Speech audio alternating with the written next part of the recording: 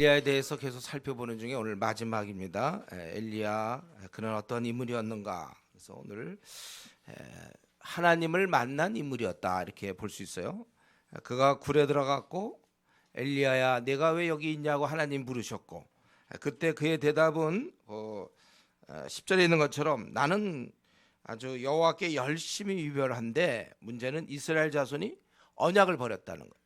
그리고 제단을 헐며 칼로 주의 선자들 다 죽였고 지금 나만 남았다 이렇게 얘기하는 것이죠. 그러니까 하나님께서 너 나가라 이거지. 굴에 있었는데 나와라. 나와서 이제 하나님께서 지나가시는데 크고 강한 바람, 첫 번째는 크고 강한 바람이 먼저 나오죠. 그래서 산을 가르고 바위를 무슨 바람이 이렇게 센지 바위를 부셔버리는 엄청난.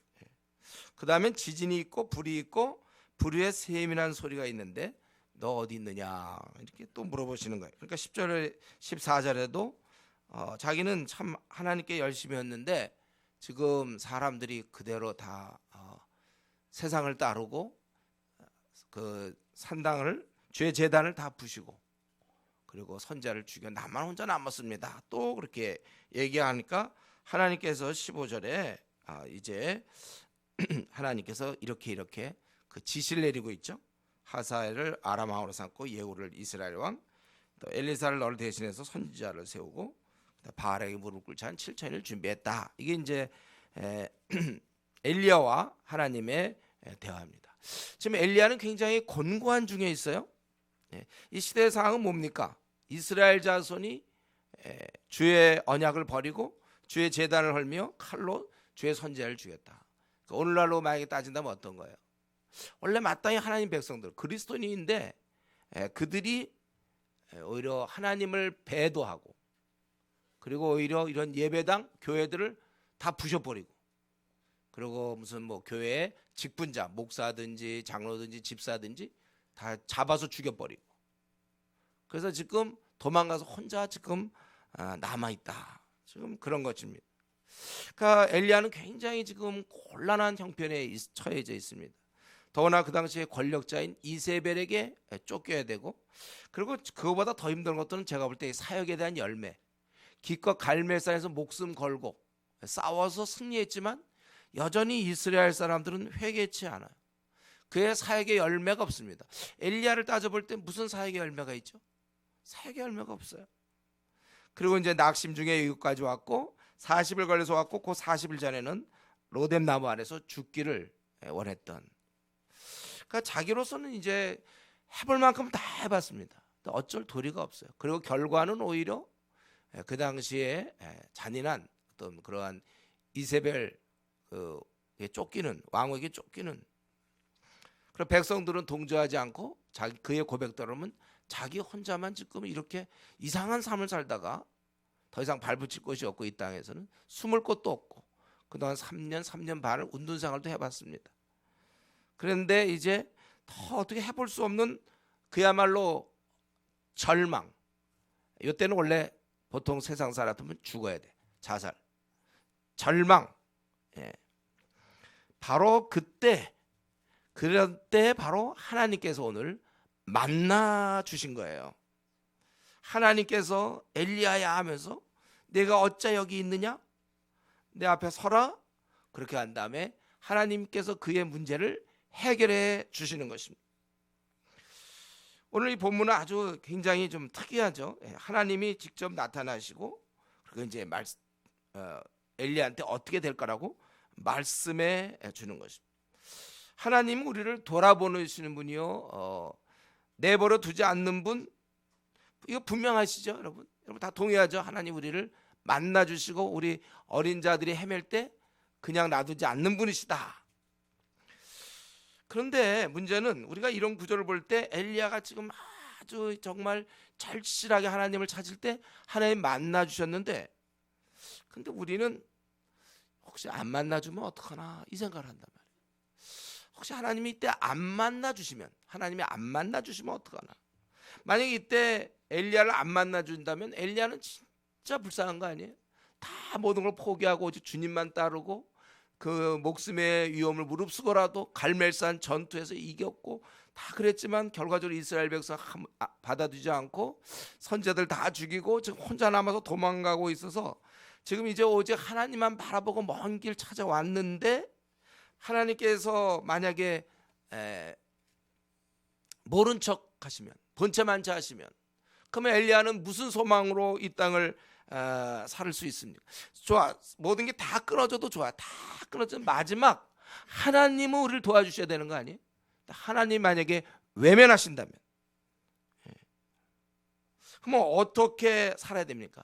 땅에서도 그가 소망이 없는데 하늘에서도 그를 무시하고 하늘에서도 모른 척 한다면, 그렇다면 그는 하늘과 땅 사이에서 어떻게 사냔 말이에요. 여러분, 근데 이런 법은 없는 거예요. 이런 법이 없어요. 자기를 위해 죽도록 수고하고 충성한 자기의 일꾼을 내팽개치는, 팽시키는 이런 거는 하나님, 우리가 아는 하나님은 그런 하나님이 아니시죠. 근데 이제 우리의 고민은 이제 그런 말이에요. 이런 상황에 있을 때 문제는 연단. 하나님께서 그 연단으로 내버려 두시면, 이때 왔는데 하나님 그를 연단으로 내버려 두시면 어떡할까? 이게 100% 나를 이렇게 될 때 하나님 어릴 때 돌본다고 예를 들면 엘리야는 찾아갔는데 하나님께서 예를 들면 연단이다. 그리고 혹시 나에게 나를 안 만나주시면 어떡할까? 이러한 기우, 이러한 염려, 근심들. 여러분, 이런 문제가 우리에게 지금 계속 지속적으로 생기는 문제죠. 우리가 하나님 우리를 연단시킨다는 걸 알았어요. 이걸 알고 나니까 모를 땐 괜찮았는데 내가 어려울 때 막 기도하면 하나님이 안 들어주시고 날 또 연단시키면 어떡할까? 연단의 두려움. 그래서 연단은 축복인데 혹시나 또 연단시키면 어떡할까? 나 지금 이거 이제 우리 막 그 지금 부도가 부도가 날려고 그러고 이제 다 망하는데 또 기도하는데 하나님이 나 연단시키려고 안 들어주셨고 나 왕창 더 망하게 하시는 분. 아니 지금 나 이거 너무 중요한 문제인데 하나님이 안 들어주시면 나는 어떻게 되나, 이런 문제. 여러분, 이것이 현재 저와 여러분이 보통 겪는 문제 아닌가요? 이런 생각 안 해봤어요? 내가 막 힘들 때 혹시 하나님이 그거 연단시키면 어떡하나, 이런 생각들. 근데 분명히 아십시오, 이 연단이라는 것은 시간이 있는 거예요. 그냥 하는 게 아니니까. 그러니까 지금 요셉 같은 경우 노예로 있다가 죄수로 들어갔다가 연단시킨다고 그의 인격을 빛나게 한다고 생을 마칠 때까지 거의 감옥 생활하다가 죽기 전에 썩 나오고, 그런 건 없어요. 그런 거. 왜냐하면 하나님 우리를 연단시키지만 빛나게 하시는 건 하나님 목표거든요. 우리를 승리케 하시고 우리의 생을 아주 그냥 참으로 찬란하게 하시고, 제대로 하나님을 동행하는 자들은, 그리고 차라리 그러면 하나님 동행하는 게 낫지. 그냥 누명 씌워서 누명 써갖고 감옥에 있다가 죽기 한 2, 3일 전에 나와갖고 만세로 하나님 도우셨네. 그 뭐예요? 생이 한 번의 생을 여러분 완전히 잡친다고 그럴까? 한 번의 생을 완전히 망하게 하시는 그런 연단은 없어요. 우리 보면 이제 수영 좀 잘하는 사람이 이제 애들 데리고 와서, 때로는 아빠가 그럴 수도 있는데 꼬마 데리고 와서 어떤 때 수영 하는 방법이 그냥 물에 쿡 쳐넣는 거예요.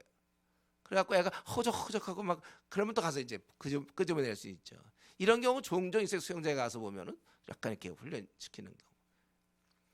요즘에 이제 뭐 원래 수영 코치들이 하도 많고 뭐 다 되지만 옛날엔 그랬어요. 물에 툭 던져가지고 헤맬 때 탁 해주고 그건 되는데, 근데 애가 지금 막 다 죽어갖고 살려주자는데도 연단 이렇게 그런 법은 없다는 거예요, 여러분. 저 여러분 이거 안심하세요.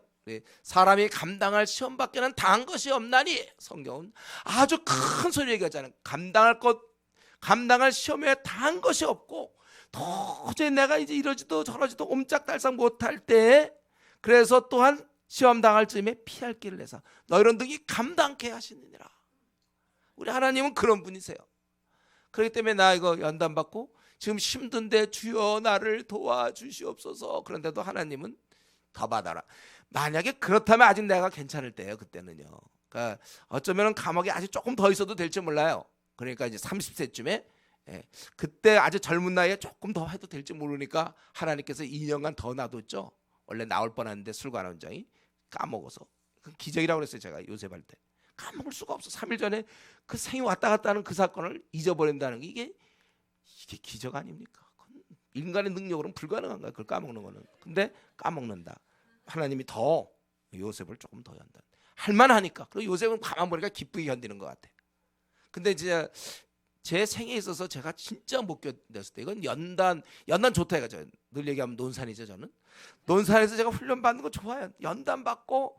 그런데 제가 진짜 이건 내가 연단 못 받을 게 있어요. 이건 제가 물속에 빠진 사람이 살려주세요 막 지금 죽어가는 그런 순간이었어요. 저는 그게 뭐죠? 33번 유급 이거. 제가 그때 내무반에서 딱 앉아서 이제 내일이면 끝나는구나. 그리고 이제 이 힘든 거 그동안 너무 힘들고 말로 표현할 수가 없어. 제가요 그 힘든 훈련을 다 끝나고 그럼 매일매일 이제 언제 끝나나 해서 내일 다 끝나려고 하는데 33번 유급. 더블백 싸고서 이거 관물 다 정리하고 나가면서 이제 예행 연습 내일 다른 부대 간다는 거잖아요. 2주간 더 해야 되는 거잖아요. 그때 제가 딱 알았어요. 더 할 수 없어요. 이거는 내가 연단이 아니야. 이거는 나는 연단일 수가 없어. 이거는요. 제가 하나님 나를 살려주십시오. 근데 이건 안 되는 거야. 이거는요. 하나님 나를 가투사로 빼준 거 아니에요. 하나님의 이건 내가 뭐가 있습니까? 빽이 있나 뭐가. 하나님께서 이제 됐다 그렇게 하시는 거예요.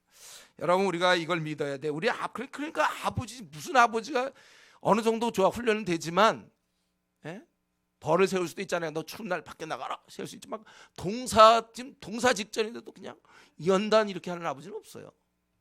불러내는 거 보면서 하나님 다 보고 계시는 여러분들을 우리를 보면서 우리는 그러한 아버지십니다. 히브리서 13장 얘기하기를 그가 친히 말씀하시기를 내가 결코 너희를 버리지 아니하고 너희를 떠나지 아니하리라. 그래서 여러분들이 그 아버지의 그 마음을 아셔야 돼요. 이게 지금 아버지께서 나를 갖다가 훈련시킬 수는 있지만 궁극적으로 나를 망하게 하는 법은 없다는 거예요.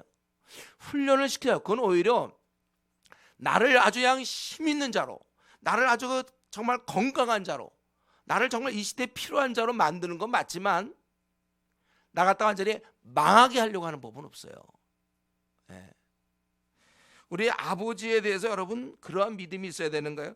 나는 너희를 떠나지 아니하리라. 버리지 아니하고 너희를 떠나지 아니하리라. 지금 막 그 어려운 상황에 있는 이 성도를 바라보면서 그러므로 우리가 담대히 말하되 주는 나를 돕는 이시니 내가 무서워하지 아니하겠노라. 사람이 내게 어찌하리요. 여러분 이러한 믿음을 갖고 있어야 돼. 여전히 제가 이렇게 설교를 해도 하나님의 그 연단과 내가 지금 현재 처해져 있는 상태에서 나를 구원하심 요 사이에는 미묘한 부분이 있어요. 이게 각자의 몫입니다. 제가 그동안 알고 있는 하나님을 통하여 이게 내가 지금 연단 중에 있구나. 그리고 이건 내가 견딜 만하다. 이건 아니면 나는 도저히 하나님 나는 못 견디겠습니다. 하나님 들어주시는 거예요. 아버지신데 우리의 다 필요를 다 보고 계시는 것입니다. 여러분 하나님께서 나의 아버지시라는 사실, 어떠한 그 어려움과 곤고한 상황이라도 하나님은 분명히 나를 사랑하시기 때문에 하나님 무슨 뜻이 있다는 거예요. 다 뜻이 있어요. 내 계획상 이건데 하나님은 뜻이 있고 섭리가 있다는 것입니다. 여러분 이러한 섭리를 받아들일 수 있는 믿음이 필요한 것입니다. 그럴 때 이렇게 이제 엘리야가 정말 그동안 참고 뭐 은둔 생활하고 다 하고 이제 마지막 로뎀나무에서 죽었으면 좋겠다 하다가 마지막 힘을 내서 40일 날 와갖고 하나님께 아뢰는데 그때 하나님이 어땠습니까? 그럴 때 하나님은 절대로 침묵하는 분은 아니에요.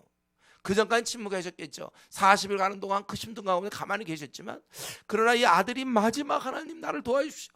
우리 그 삼손 같은 경우도 마지막 그가 두 눈 다 뽑히고 초라하게 생을 마치려고 그럴 때 이번만 나에게 힘을 주십시오.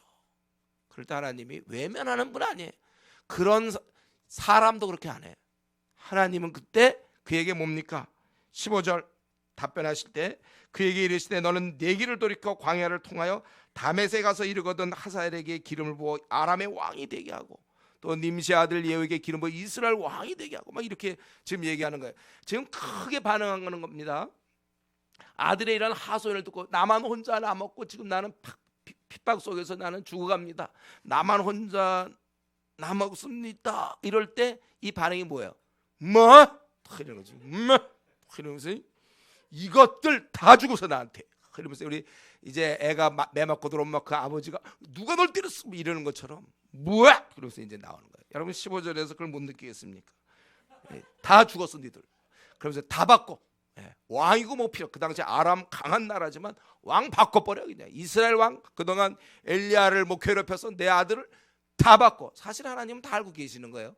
원래 이게 우리 저 역대상하 뭐 양호랑상에 보면 그 이스라엘의 왕들 할 때 사실은 숨어 있어서 커튼 뒤에 있어서 그렇지 하나님께서 다 그 역사를 통치하시는 분 아닙니까? 이번에 뭐 우리나라 대통령 선거도 외국의 뭐 그것도 중국의 시진핑이고 뭐고 다 사실 역사의 모든 배후에는 하나님이 계시는 거예요. 하나님이 하시는 건데 그 장막을 그 커튼을 지금 열어주시는 거예요. 보여주시는 거예요. 엘리야에게 위로하시는 거예요. 내가 그렇게 하겠다 그거예요. 하나님께서 진정한 온 우주의 왕이심을 사실 보여주신 거예요. 그동안 자기는 굉장히 작은 세력이었고 그 이세벨이라는 그 여자한테도 지금 쩔쩔매야 되는 것 같이 됐는데 그의 아버지는 누군가? 제가 갔더니 아버지는 그 모든 걸 다 다스리고 결정할 수 있는 전능자 바로 하나님이셨다는 거예요. 그분께서 이제 진정한 왕으로서의 등극 사실은 그 실체를 커튼을 이용해서 보여주는 것이죠. 그래서 이 결정하는 것입니다. 그래서 뭐 다 보고 계시기 때문에 광야를 통하여 다메섹이라는 그 이름을 알아요. 다메섹에 가서 하사엘에게 기름을 부어 아람의 왕 그 당시 아람 왕이면 얼마나 대단한 겁니까? 그 왕을 삼어라 하사엘 하시성을 가진 하사엘을 만나라. 그건 하나님의 주권적 결정이에요. 그리고 이제 님시 아들 예후에게 기름. 예후가 누군지를 다 알고 있어요. 그 님시라는 그 아버지가 님시야. 님시의 아들 예후야. 혹시 다른 아들 예후 찾으면 안 돼. 님시 아들. 하나님은 그 이름을 알고 있단 말이에요. 여러분들은 부모님 물론 다 그 성함 다 기억하고 있지 여러분들. 근데 할아버지 말고 더 한 3대나 4대 할아버지 기억하세요? 4대째 할머니 이름. 위에 4대째 그 외할머니 이름 외가 쪽에 그거 기억하고 있는 사람은 특이한 사람일 걸. 제가 족보 만나 들여다보고 누가 누구라 자기네 족보 외우고 있는지 모르지. 하나님께서는 그러나 다 알고 계세요. 그래서 거기 하사엘 또 님시 아들 예후다 이렇게 얘기했어요. 그리고 이스라엘 왕이 되게 하고 또 아벨 무홀라. 우리는 이걸 잘 모르는데 이 아벨 무홀라는 요단강 중간 지점에 있는 지점이에요. 하나님은 그걸 안단 말이에요. 아벨 무홀라의 사밧의 아들 엘리사. 아마 엘리사 이름은 좀 흔할 수 있을지 몰라요. 근데 이 사밧의 아들 엘리사가 다 알고 계셔 하나님께서. 그가 이제 다음에 우리가 엘리사 해야 되는데 이렇게 이제 기름 부음을 받게 되는 거예요. 이렇게 하나님께서는 모든 것을 통치자답게 모든 걸 다 알고 있다는 거예요. 마찬가지죠. 저와 여러분 지금 다 알고 있는 거예요. 여러분 이름을 알고 있고 여러분의 그 가족을 알고 있어요. 여러분의 부모가 누군지 알고 있고 결혼한 사람 그 배우자 이름을 알고 있고 자녀 이름을 알고 있고 하나님은 다 알고 있는 거예요. 사실 우리 교회 그 애기들 꼬맹이들 말에 저 이름 잘 모르겠어요. 하도 많아. 얘가 시은인지 시온인지 뭐 이렇게 얘가 잘 모를 때 많아요. 이름 이거 비슷비슷하게 요즘 이렇게 많이 짓는지 모르겠는데 하여튼 이름 많아요. 근데 이런 이름들 하나님은 다 안다는 거예요. 여러분에 대한 거 다 알고 우리 교회 뭐 집사 이름 하나님 다 아시죠. 전도 팀장 다 아시죠. 중국 팀장 물론 아십니다. 우리 교회 뭐 중고등부 다 아시죠. 또 뭐 유초등부도 아시고 유치부도 아시고 애기들도 아시고 우리 조장들 다 알고 성가대원들 다 아시죠. 우리가 사는 동네 아십니다. 학생이라면 내가 어느 학교를 다니고 무슨 과를 전공하고 있는지 알고 계세요. 내가 우리 교회에서 무슨 중국팀인지 아니면 회사를 다니면 어느 회사를 다니고 무슨 일을 하고 있는지 우리 한국의 상황도 다 알고 있고 한국 교회 상황도 알고 남북한의 상황 다 알고 계십니다. 중국의 상황 최근에 우리 뭐 박근혜 씨가 이거 된 거 이런 거 다 알고 있는 거 시진핑 다 알고 있고 그분은 내가 내 그 삶을 다 알았고 2012년 어떻게 살았는지 다 알고 또 우리의 모든 과거 다 알고 계시는 거예요. 그리고 그분이 모든 것을 그분의 원대로 결정하시는 것입니다. 최고의 결정자, 권력자이세요. 전능자입니다. 그렇기 때문에 우리는 기도하는 거예요. 간구하는 거예요. 그분이 최종 재가를 해줘야만 일이 이루어지기 때문에. 그래서 우리 교회적으로는 교대 들어가려고 하는 거, 이건 계산상 불가능해요. 안 되는 일입니다. 그러나 하나님이 원하신다면 될 거라고 믿고 우리는 지금까지 기도한 거예요.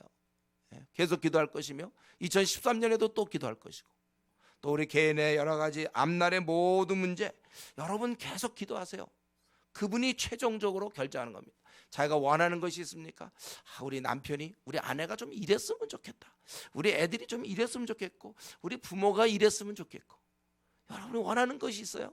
회사에서 이렇게 되면 좋겠고, 자기 앞날 이랬으면 좋겠고, 다 기도하세요. 그분은 다 알고, 그리고 그것을 들을 수 있을 뿐만 아니라, 들을 귀가 있을 뿐만 아니라 그걸 할 수 있는 능력자라는 사실을 기억하시고, 몸이 아픈 데가 있습니까? 기도하세요. 재정적 어려움이 있습니까? 기도하세요. 부모의 문제가 있습니까? 기도하세요. 배우자의 문제가 있습니까? 기도하세요. 자신에게 어떤 문제가 있습니까? 기도하란 말이에요. 하나님께서는 다 들어주신다. 여기서 보면 진정한 왕이, 그거 어디 굴 속에서 겨우 나온 그 사람한테, 엘리야에게 지금 그 중차대한 이 당대의 이런 역사를 논하고 있는 거 아닙니까? 하사엘을 내가 왕을 시키겠다. 그리고 예후를 내가 이스라엘 왕으로 삼겠다. 하나님이 왕 중의 왕, 만왕의 왕, 만주의 주가 되시는 겁니다. 여러분, 그 회사에서 내가 좀 인정받기 위해서 성경도 안 보고 기도 생활도 안 하고, 예를 들면 회사에서 내가 그분한테 잘 보인다. 소용없어요. 그분 소용없다니까. CEO 소용없어요. 하나님이 오늘이라도 바꾸려면 바꾸는 거예요. 거기를 뭘 믿고 거기다가 내가 충성을 다합니까? 하나님 앞에 충성을 해야지. 하나님께서 주시면 주시는 거예요. 재정도 하나님이 주시는 거예요. 모든 것 다 좋은 것은, 각양 좋은 것은 위로부터 주어지는 거라고 그랬잖아요. 그리고 이제 엘리야에게 위로를 주시는 것이 이렇게 바뀐다고 뭐 그렇게 큰 위로가 되겠습니까? 그런데 여기 보면은 18절에 그러나 내가 이스라엘 가운데 7,000명을 남기리 다 바알에게 무릎을 꿇지 않고 다 바알에게 입맞추지 아니한 자니라. 이렇게 제가 생각할 때 이 18절 말씀이 떨어졌을 때, 이때 저는 엘리야가 큰 충격을 받았을 것 같아요. 이때 제가 볼 때, 지금까지 뭐 갈멜사에서 불 떨어질 때 제가 볼 때 그 충격, 믿음으로 그런 불이 떨어질 것을 믿었을 것이고, 그래서 그가 갈멜사에서 전투에서 승리하게 되고, 이런 건 좀 당연했는데, 요 말 무릎을 꿇지 않은 7천을 남겼다. 그들은 뭐라고 했어요? 바알에게 입맞추지 아니하, 무릎을 꿇지 아니하고 바알에게 입맞추지 아니한 자니라. 7,000명. 제가 볼 때 이때 아마 제 생각인데, 엘리야가 이때 생애 가장 아주 그냥 크게 놀랐을 것 같아요. 요즘으로 따지면 거의 졸도할 정도로 너무 그냥 큰 충격이었을 것 같아요. 7,000명, 단 한 번도 생각해 본 적이 없거든. 왜요? 거기 보면은 10절에도 뭐라 하냐면 오직 나만 남았거늘. 다 죽고 오직 나만 남았다고 그랬어. 자기 혼자. 이스라엘 다 배신했어. 또 14절에도 오직 나만 남았거늘 그랬는데, 이제 바알에게 무릎 꿇지 않은 사람 7,000명이 남겨졌다. 이건 굉장히 아마 그의 충격적인 일이었을 거예요. 저 같은 경우도 이제 주님의 일 하다, 이때 굉장히 힘이 생겼을 거예요. 주님의 일 하다가 저 같은 경우는 이제 힘들 때, 그때 제가 이제 기억하는 게 그거거든요. 그 고린도전서 15장 58절. 주 안에서 수고가 헛되지 아니하며. 요거 제가 믿고 있어요. 그래서 힘들고 열매가 없어. 이건 뭐 해도 열매가 없는 것 같아요. 그럴 때 이제 좀 힘들 때 그래도 그 말씀 기억해요. 주 안에서의 수고가 헛되지 않을 줄 압니다. 지금 당장은 열매가 없다 하더라도 헛되지 않는다. 또 울며 씨를 뿌릴 때 기쁨으로 단을 뿌릴 때 거둔다고 분명히 그랬거든요. 열심히. 그리고 또 한 구절에 그 갈라디아서 6장 9절, 사람이 선행하다가 낙심하지 말지니 피곤하지 않으면 때가 이르면 거두리라. 그거 제가 대학 시절에 그 구절, 사람이 선을 행하다가 낙심하지 말지니. 사실 우리가 해보면 알지만 하다 보면, 특별히 무슨 조장 일을 해보다가 팀장 일을 해보세요. 여러분들 뭘 좀 이렇게, 그럼 참 낙심될 일이 많아요. 또 목사 돼 보세요. 목회하다 보면 낙심될 일 참 많습니다. 그 저도 낙심하고 싶지요. 예. 근데 사람이 근데 성경에 보면 낙심하지 말지니. 예. 잠수 타는 사람들 있잖아요. 잠수. 예. 저도 어떤 때는 잠수를 타고 싶어요. 예. 잠수 타는 법을 알아요. 저도 우리 교회 사람들이 보여주는데, 잠수 타는 건 어떻게 하는 거냐면 이제 문자라든가 카톡이라든가 답변도 안 하는 거야. 잠수 탈 때는. 그렇죠? 아예 안 나타나는 거예요. 그래서 한 달쯤 칩거 하든지 뭐 하다가 그때 이제 쓱 나타난다. 2달쯤 있다 나타난다. 이거 잠수 타는 거잖아. 이런 거 저도 그런 거 하려면 할 수 있어요. 오늘부터 딱 그냥 집에 가서 설교고 뭐 다 없어지는 거죠. 뭐 송구영 씨님 안 나타나, 다 막 안 나타나. 예. 목사님도 마침 왔겠다. 그냥 안 나타나. 탈 줄 알아요. 저도요. 잠수 타려면 그러나 성경 뭐라 했어요? 사람이 선행하다 낙심하지 말지니. 이렇게 돼 있잖아요. 말지니 이렇게 돼 있잖아요. 낙심하지 말지. 선행하다가 낙심하지 말지니. 내가 낙심하면 안 되겠구나. 원래 낙심하고는 싶어요. 안 하지. 근데 내가 왜냐하면 하나 성경에 낙심하지 말지니. 때때로 여러분들이 혹은 가장으로서 집안의 여러 가지 문제를 할 때 좀 낙심할 수 있고, 회사에서 혹시 낙심할 수도 있어요. 주어진 상황 때문에, 부모님 때문에, 자녀 때문에, 아내 때문에, 남편 때문에 낙심할 수 있어요. 우리가 주어진 상황 속에서 혹은 몸에 육신에 병이 들어 낙심할 수 있고, 일이 풀리지 않아 낙심할 수 있지만 성경에 우리가 낙심하는 걸 하나님 기뻐하지 않습니다. 오히려 우리가 항상 감사하며 기뻐할 것을 원하죠. 그러니까 저 같은 경우는 그래서 대표적인 이 두 구절, 주 안에 수가 헛되지 않을 걸 믿고, 당장 열매가 없더라도, 다른 사람 막 빨리 달려도 나는 열매가 없더라도 그래도 주 안에 수가 헛되지 않을 것이고, 사람이 선행하다가 낙심하지 말라. 선행할 때 특별히 낙심이죠. 가만히 있을 때는 낙심할 것도 없어요. 가만히 잠자는데 뭘 낙심합니까, 여러분? 자다가 막 낙심하고 그러나요? 잘 때는, 가만히 있을 때는 낙심이 없습니다. 일을 할 때 낙심이 있는 거죠. 선을 행하다가 낙심하지 말지. 그 구절. 그리고 이제 제가 또 생각하는 거는, 이제 제가 힘들 때 주께서 이 모든 걸 아신다. 이전에 바울 사도도 자기가 하나님을 알기 때문에, 내가 의뢰한 자를 내가 알고, 이게 굉장히 중요하잖아요. 내가 알고 있는 주님은 누구신가? 나의 모든 걸 보고 계시고 나를 시키신 분이다. 예, 이거 이렇게 허락하신 분이다. 이걸 알면 힘이 생기는 거예요. 그리고 하나 더 얘기한다면 바로 오늘 본문에 있는 이런 거예요. 나 혼자만 당하는 게 아니다. 이거 참 힘돼요. 몰라서 그렇죠. 사실은 수많은 주의 일꾼들이, 용사들이 도처에서 주의를 하고 있다는 거예요. 지금 우리 한국교회가 굉장히 쇠락해가고 참 어려움이 많고 그렇지만, 그래도 여전히 도처에서 주의 일꾼들이 있다. 이걸 생각하면 견딜 수 있어요. 군대에서 매 맞을 때 보면 혼자 맞으면 되게 아프지만 여러 명 같이 맞으면 그래도 좀 나아요. 같이 하는 거 굉장히 좋은 거예요. 같이 할 때. 여러분, 우리가 이 같은 편에 있다는 것이 얼마나 위로가 되는지 몰라. 이거 경험해 보려면 중국 가보면 알아요. 중국에서 우리 캠퍼스 와서 전도해 보세요. 언어도 잘 안 되고 그런데 그나마 누가 들어주면 다행인데 막 그렇게 거절하고 있잖아요. 막 전도팀도 마찬가지죠.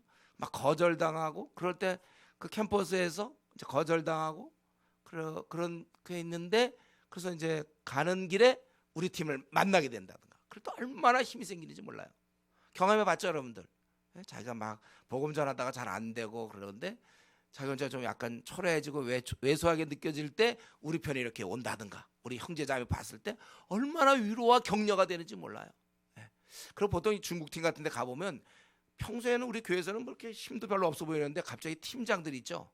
팀장들이 꽤 그래도 힘이 있는 것처럼 느껴져요. 그런 생각이 막 들고 싶어. 그럴 때는 누군가가 팀장이 한 명 있으면 팀장이 뭐 왔다 갔다 하면 힘이 생기는 거예요. 팀장을 보면요. 하나님 그에게 권위를 주시는 거예요. 그 순간에. 그래서 그런 거, 여러분, 이런 경험, 힘들다가도 우리 팀을 만났을 때. 근데 이것이 여러분 앞으로 남은 생 동안에 이런 것을 여러분 경험하면서 위로를 얻어야 되는 거예요. 제가 늘 얘기하지만 우리가 위로를 여러 가지 면에서 받지만 특별히 이 위로가 크다는 거예요. 같은 동역자가 있음을 볼 때. 그러니까 이런 위로를 여러분 경험해야 되고, 매주 우리가 교회 왔을 때 물론 설교를 통해서도 위로를 받을 수 있어요. 그러나 여러분들이 동역자를 봤을 때 이 사람이 함께 수고하는구나, 그걸 볼 때 얼마나 위로가 되는지 몰라요. 이 위로를 많이 체험해야 되는 것입니다. 그러니까 우리 예배 보자마자 쏜사같이 집에 가는 사람들, 한 번도 이런 위로가 뭔지 모르는 사람들이 그 있잖아요. 사람 많이 모이는 교회 가서 뒷자리에 앉았다가 예배 끝나면 집에 가는 사람들, 이 아직도 이런 위로가 뭔지 몰라. 어떡하지? 남아서 형제 자매를 통해 위로를 얻어야 되는 거예요. 우리 바알에게 무릎을 꿇지 않은 7천인 이 생각을 늘 하세요. 7천이 이게 꼭 숫자적인 7천보다도 물론 숫자적으로 될 수 있지만은 그러나 그것 또한 좀 많다는 그런 느낌을 여러분 가져야 돼. 주님의 일하다가 현실을 보고 여러분 너무 낙심하지 말고 나 혼자다 이런 게 아니고 7천을 하나님이 준비해 놓으셨다. 그리고 그는 두 번째 하나님을 만났던 그의 엘리야는 어떤 사람인가 하나님 만났던 자고, 두 번째는 19절부터 21절까지 보니까 자기 일을 잘 끝내고 전수시킨 자, 전수한 자다 이렇게. 즉 엘리야가 이제 하나님 말씀 따라 엘리사를 만났고, 엘리사는 그때 아마 뭐 농사를 지고 있었던 것 같아요. 그럴 때 엘리야가 그리로 건너가 19절 겉옷을 그 위에 던졌더니, 겉옷을 던졌다 이겁니다. 여러분 이런 날이 있는 거예요. 겉옷을 던질 날. 그러니까 임무 교대. 우리에게 있잖아요. 이러한 자기가 하던 일을 넘겨주는 그 순간, 그런 타임이 있다는 거예요. 바울이 디모데에게도 그랬잖아요. 복음을 부탁하고 자기 생을 내가 이제 달려갈 길을 다 달렸으니 이제 후로는 의의 면류관이 준비되리라. 자기 길은 다 달렸고 그러나 너는 이제 근신해서 싸워라. 이제 그가 디모데후서 4장에 보면 자기 이제 죽을 때 다 됐어요. 그 디모데후서 쓰고 얼마 있다 죽게 되는데 그때 자기는 달려갈 길을 다 달리고 싸울 거 다 싸웠다는 거예요. 이제 후로는 의의 면류관이 준비되고 너는 근신하여 이 싸움을 계속하라. 그렇게 명하고 그런 거기서 이제 순교당해서 이제 죽게 되는데, 어쨌든 그래서 복음을 부탁할 수 있는 이런 날, 여러분 우리에게는 이런 날이 있어야 되는 거예요. 우리가 주어진 나에게 기회를 잘 쓴 다음에 이제 더 이상 기회가 주어지지 않을 때, 늙었든지 아니면 어떤 상황이 이럴 때 이제 그것을 다음 사람에게 넘기면서 내가 이 일을 잘 감당하라 이렇게 얘기하는, 지금 겉옷을 그 위에 던지는, 이제 후계자로 삼는 것이고 네가 이제 내 일을 계속해야 된다는 것. 여러분 우리는 항상 주일을 하는 건 아니에요. 그때마다 맞는 주일이 있어요. 여러분의 이제 조장은 조장의 일을 이제 그만둬야 될 때가 있고, 또 팀장은 마냥 팀장이 아니고 또 팀장의 일을 그만둘 때가 있을 것이고, 집사는 또 집사의 일을 이제 또 후배 집사에게 넘겨줘야 될 때가 있겠고, 또 목사는 목사대로 넘겨줘야 될 때가 있는 것입니다. 우리가 언젠가 이 땅을 떠나게 될 때 우리가 후회 없이 떠날 수 있도록, 그렇다면 지금 여러분이 열심히 일하다가 이제 후배에게 네가 이 일을 계속하라 이렇게 넘겨줘야 되는데, 이런 면에서 그렇게 많은 사람들이 잘 못한다는 거예요. 쉽지 않아요. 이게 자기가 하던 일을 잘 열심히 감당하고 자기 후계자에게 이 일을 부탁한다. 바톤 터치를 이렇게 넘기는 이거. 우리에게 이렇게 시간이 많지 않습니다. 운동선수들 보면 보통 20대에 뛰잖아요. 20대.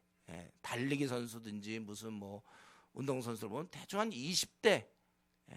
20대 하지 나중에 무슨 경험을 가지고 무슨 5, 60대 막 그렇게 하는 게 없어요.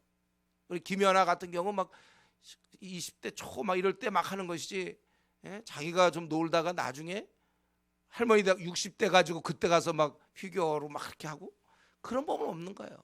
그때 보통 요즘 막 10대 후반 막 20대들이 막 하는 거예요. 운동선수들 대부분 그래요.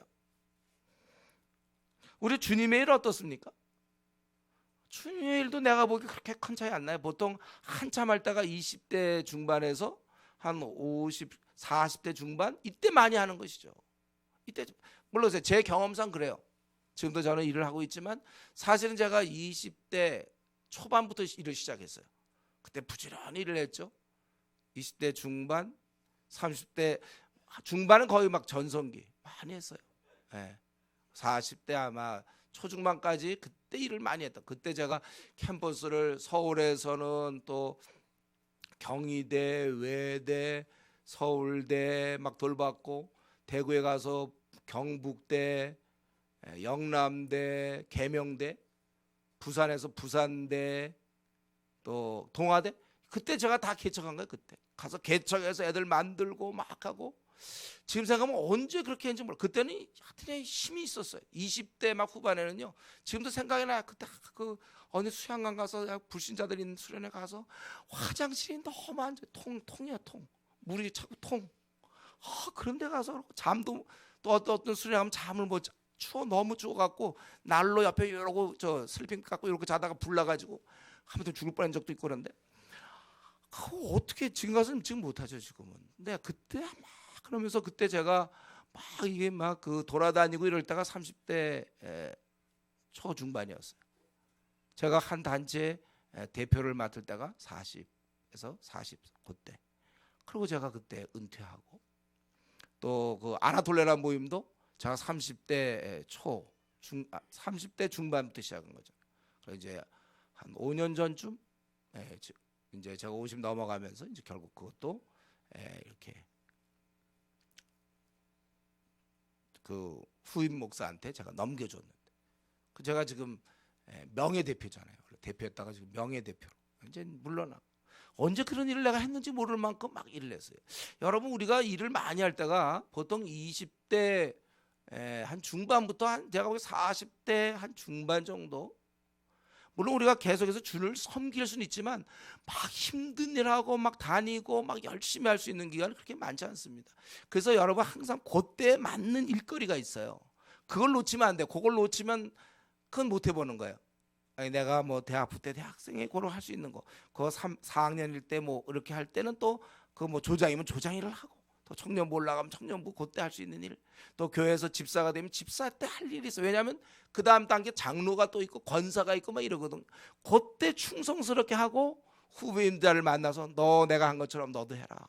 그러니까 그렇게 물러나는 거예요. 원래 계속해서 우리는 그런 식으로 물러나는 거예요. 언젠가 저도 이제 제가 이렇게 지금은 많이 하지만은 제가 이제 앞으로는 글쎄 내가 우리 그때 그 우리 중국의 사역간사들과 얘기하다가 글쎄 나는 내 마음에 이제 앞으로 한 5, 6년 이렇게 좀 더 일 좀 하고 그래서 내 만약에 차이 되면 난 중국에 들어오고 싶고 막 좀 내가 그런 얘기하니까 깜짝 놀라는 거야. 가만히 생각해보면 내가 벌써 그렇구나. 내가 아마 길어봐야 앞으로 한 10년 남짓 일하게 돼요. 예. 그러니까 굉장히 이제 우리 사역간사들이 갑자기 제가 내 나이가 이렇게 돼서 이제 앞으로 뭐 이래봐야 10년 남짓 일하고 막 그러니까 굉장히 막 허탈한. 제가 언제나 저는 항상 담임 목사로 항상 있을 줄 알아. 자기들 한 70대 때까지 내가 있을 줄 알았나 봐. 나 이제 슬슬 그런다. 그렇게 되는 거예요. 그러나 제가 생각할 때 우리가 기회 될 때 열심히 일하고 이렇게 겉옷을 그 위에 던졌다. 이게 얼마나 저는 이걸 보면 약간 부러워요. 이렇게 얘기해도 괜찮은가? 좀 부러워 저는요. 사실 이렇게 이 담임 목사의 이런 자리는요. 어떤 자리냐면 그냥 가만히 있어도 무거워 어깨가요. 그런 거 여러분 경험해봤으면 그냥 가만히 있어도 힘들어요. 날 힘들게 하지 마세요 여러분들. 가만히 있어도 저절로 힘드니까 저 사람 저절로 힘들구나 이렇게 알아야 돼. 어느 날 내가 정말 이 주은에게도 교대에 들어가서 그 세팅 이거 좀 생각하고 이걸 언젠가 내가 정말 이루고 떠날 때가 있을까. 참 믿어지지 않는 사실이죠. 하나님을 바라보고 지금 나가고 있는데 이 일에 정말 쉽지 않은 일에 그럼 내가 정말 이거를 벗어놓는다면 참 그게 글쎄는 이제 뭐 많이 늙어갖고 이제 체력이 딸려서 그렇겠지만은 그런 걸 생각해보면 사람에게는 이런 은퇴할 때가 임무 교대가 있다는 거예요, 여러분. 여러분이 주어진 생 지금 한참 일하셔야 돼요. 그리고 임무 교대해야 돼요. 겉옷을 던질 때 그 엘리야의 그 마음. 이제 큰 무거운 그동안 수많은 수고와 애씀 이제 그만둬라는 하늘의 제가 하나님께서 그렇게 허락하신 거거든요. 여러분 그렇기 때문에 우리가 주의 일에 은퇴는 없지만 좀 뭘 하려면 아직 건강할 때 기회 주실 때 저만 해도 벌써 지금 많이 건강이 약해졌어요. 많이 최근에 들어와서 더 약해졌는데 여러분 지금 힘 좋잖아요. 이럴 때 하여튼 내가 걸어다니기 괜찮고 몸 움직이기 좀 괜찮고 이럴 때 일을 많이 하셔야 돼요. 점점 이제 벌써 제가 43이라고 그랬죠. 43쯤 되니까 노안이 오더라고요. 슬슬 이제 그렇게 되는 거예요. 여러분 지금 아직 건강하고 잘 보이고 걸어다니는 거 지장 없고 괜찮을 때 잠을 좀 푹 자고 나면 그것도 피로도 풀리고 이럴 때 뭐 허리 디스크 같은 거 잘 안 생기고 목 디스크도 잘 안 생기고 여러분 좋을 때 이때 컷 주를 섬겨야 되는 거예요. 한 40대 중반 보통 체력적으로는 물론 그 외에도 우리가 주를 끝까지 섬기지만은 그런 시간이 이렇게 많지 않아요. 우리가 열심히 일을 해야 되는 것입니다. 주의 일에 분명한 은퇴는 없지만 그래도 우리가 젊을 때 해야 되고. 그러니까 미지근한 신자는 뭡니까? 이거죠. 은퇴한 신자죠. 은퇴. 미지근한 신자란 말은 벌써 은퇴한 자라고 보면 되는 거예요. 임무 교대 끝난 거야, 그 사람은. 근데 중요한 건 누구한테 임무 교대했네. 그동안 무슨 일을 했길래 지금 벌써 미지근한 신자의 반열에. 이거는 보통 한 제가 보기에 한 5, 60대, 60대 넘고 이럴 때 그때도 안 되지 사실은. 죽을 때까지 일할 거지만 주의 일은. 그러나 그 왜 벌써 은퇴죠? 우리 혹시 이 가운데 내가 미지근한 신자인데요, 이런 사람 혹시 우리 중에 있어요? 그럼 한번 스스로 질문해 보세요. 언제 은퇴하게 되었나? 왜 벌써 은퇴하는가? 그럼 무슨 일을 했고 누구한테 넘겨줬습니까? 여러분, 우리는 절대로 미지근한 신자가 돼서는 안 돼요. 은퇴를 여러분 결심하지 마시고 벌써 스스로 은퇴, 이거 안 돼. 우리 한번 내 생에도 좀 이런 날을 한번 맞고 끝나면 좋지 않겠습니까? 이 겉옷을 던지는 일. 내 생에도 한번 이러한 임무 교대 좀 해보고 죽어야지. 이런 임무 교대도 없이 그냥 주님 만나는 건 너무한 일 아닙니까? 주의 일로 지금 나름대로 애쓰고 있는 자, 그래서 밤낮 토요일마다도 좀 푹 좀 쉬고 싶고 자기도 이렇게 하고 싶지만 밤낮 전도 나가고 전도 팀장 노릇하고 또 쉬는 날 뭐 또 명절에 또 중국에 들어가야 되고 막 힘들지만 지금 힘든 자, 그러나 우리도 언젠가 이런 날이 있다는 것을 기억. 마냥 중국 팀장이 아니에요. 어느 날 이제 후배한테 넘겨야 될 때가 있을 거예요. 전도 팀장도 마냥 하는 거 아닙니다. 언젠가 다 넘겨야 돼. 집사도 마냥 하는 거 아니고 장로도 마냥 하는 거, 목사도 마냥 하는 것이 아니고, 우리가 이 피곤한 삶 어떻게 보면 많이 지치지만 그날 쉴 것을 생각하며 이 시간에 우리가 더욱더 이 기회 있을 때 열심을 다해야 되는 것입니다. 그리고 끝으로 이제 세 번째, 엘리야는 이렇게 그것을 넘겨주는 자였고, 그리고 임무 교대한 자였고, 그리고 열왕기하 2장에 보니까 그의 죽을 때 모습이 나오는데 2장 11절, 열왕기하 2장 11절 보면 두 사람이 길을 가며, 두 사람이라는 것은 엘리야와 엘리사죠. 길을 가며 말하더니 불수레와 불말들이 두 사람을 갈라놓고 엘리야가 회오리바람으로 하늘로 올라가더라. 이렇게 함께 길을 가던 중에 이제 그 앞부분 쭉 읽어보면 이미 하나님께서 이 엘리야를 부르실 것을 이제 알고 있었죠. 이들이 대충 이제 하나님이 부르실 거다 이걸 알고 있었는데 결국 이런 식으로 부른 거예요. 불수레와 불말들로 보내셔서 그걸 갈르시고, 그리고 엘리야를 회오리바람으로 불로 하늘로 올라가게 된 것입니다. 엘리야야말로 죽지 않고 살아있는 모습 그대로 천국에 들어가요. 인류 역사에서 이거 딱 한 번 있었던 일입니다. 바로 그 에녹의 경우를 했죠. 창세기 5장 24절 보고 히브리서 11장 5절에 그렇게 되어 있어요. 죽음을 보지 않고 옮겨졌으니 그 에녹이 하나님 그를 옮기심으로 다시 보이지 아니하였느니라. 죽음을 보지 않았다는 거예요. 모세 같은 위대한 선지자도 죽었어요. 다만 그 시체를 못 찾게끔 하나님 하셨죠. 다 선지자들 다 죽었지만, 아무리 위대한 분도 다 죽었지만은, 근데 특이하게 지금 엘리야는 하나님께서 그를 산채로 받아주신 것입니다. 죽을 때 이렇게 죽을 수가 있나? 저 여러분은 과연 죽을 때를 한번 생각해 보세요. 나도 과연 죽을 때 어떻게 죽을까? 이 말은 뭐냐면 결국 하나님이 그 엘리야를 인정했다는 거예요.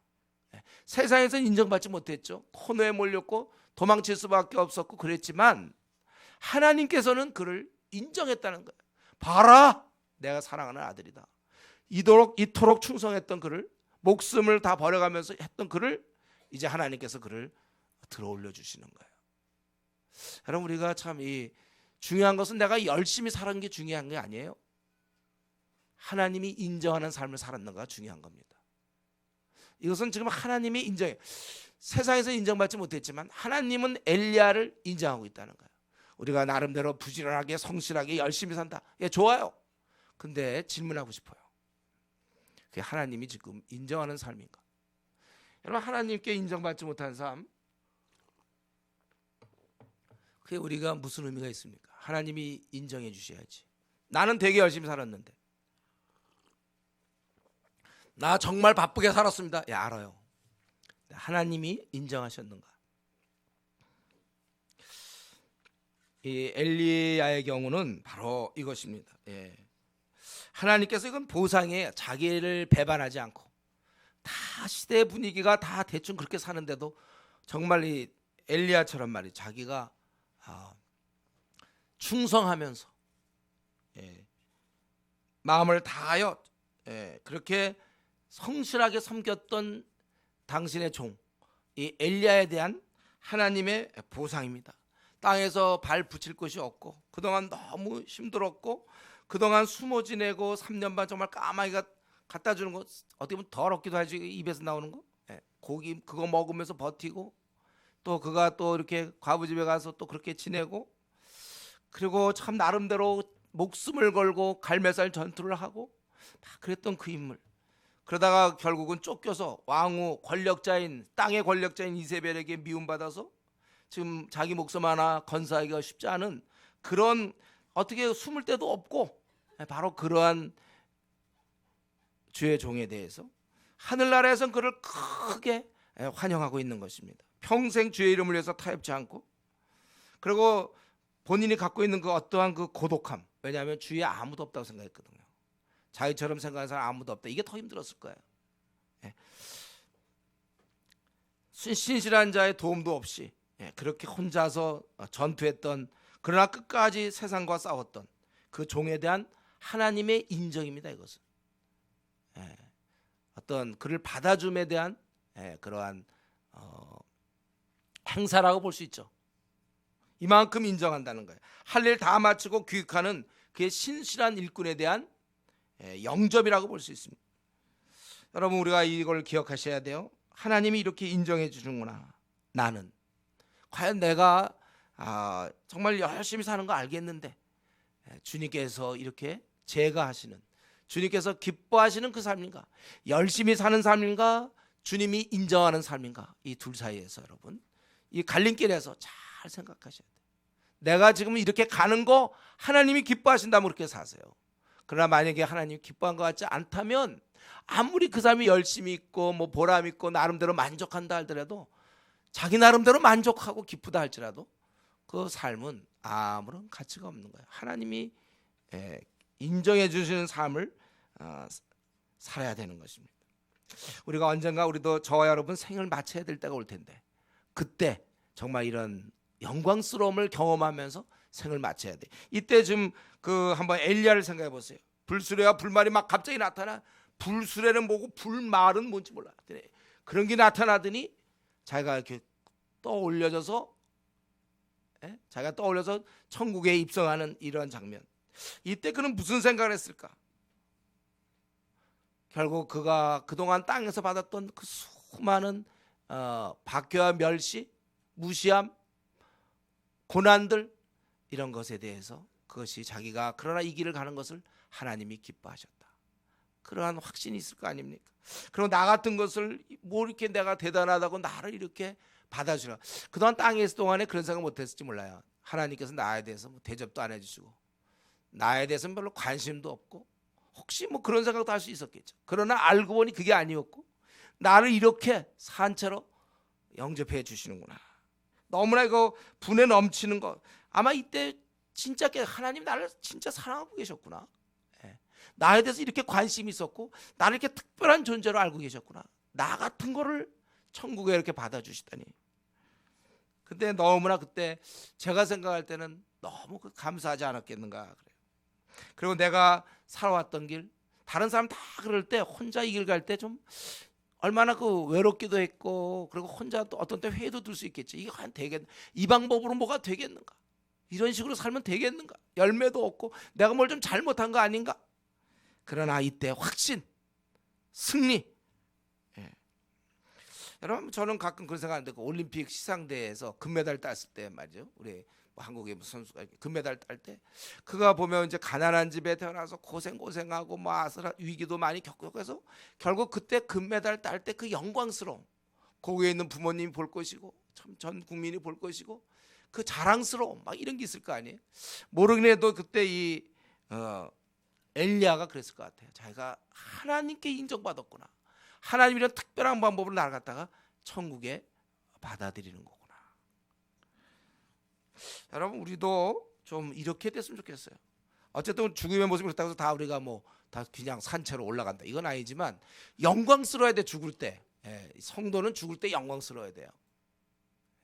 만족해야 되고 확신 가운데 내가 바르게 살았구나, 이 길 잘 간 것이다, 이렇게. 여러분 지금 나름대로 주님을 위해 섬기는 저 여러분 이런 영광을 기대해야 됩니다. 지금 사실은 우리 많은 경우 바울이 디모데한테 얘기했던 것처럼 빌립보 교인들한테 얘기한 것처럼 다 자기를 구한다고 그랬어요. 우리에게도 그런 성향은 있지만 우리 자신을 복종시켜서 자기 일을 구하는 것이 아니라 정말 주님의 일을 구하는 그런 자가 참 오늘날 얼마나 적습니까? 우리만이라도 좀 자기 일이 아니라 주의 일을 구하는 사람들이 됐으면 좋겠어요. 그래서 우리도 정말 우리의 좀 믿음을 발휘하고 충성을 다해서 지금 당장은 하나님 예수님이 나타나지 않고 당장은 우리가 이렇게 들어올리지는 않지만, 그리고 우리가 천국과 그 영광을 아직은 우리가 볼 수 없지만 오히려 그런 건커녕 오히려 이 땅에서는 어려움만 잔뜩 겪지 않습니까? 때때로 몸도 지치고 마음도 힘들고 하는 일마다 잘 안 되고 나름대로 주님 섬기지만 뭐 열매도 없고 일이 막히고 저리 막히고 때로 오해도 받고 비난도 듣고 우리가 앞날에 별로 희망이 잘 안 보이고 답답한 그런 상황이라도, 그래서 다 그만두고 싶은 그런 상황이라 할지라도 또 냉정하게 우리가 생각해야 됩니다. 내가 현재 가고 있는 이 길 하나님 기뻐하는 길 맞는가? 그렇다면 우리는 확신을 갖고 인내해야 되는 거예요. 그 길을 그냥 계속 가야 됩니다. 2012년 우리가 1년을 그렇게 살았습니다. 또 이제 새로 펼쳐지는 2013년 마찬가지. 열매가 없다 할지라도, 곤고하다 할지라도, 딴 사람은 이렇게 살지 않다 할지라도, 또 다른 교회가 이렇게 가지 않는다 할지라도 우리가 깨닫는 대로 또 많은 어려움이 우리에게 예상되지만 그러나 우리는 그 길을 가는 것입니다. 인정해 주지 않아도 힘들고 낙심돼도 우리 포기하지 말고 우리는 끝까지 한번 옳다고 깨달은 거, 이게 주님 기뻐하는 거라고 깨달은 이상 우리 뒤돌아갈 수 없어요. 우리 그 길 그냥 가는 겁니다.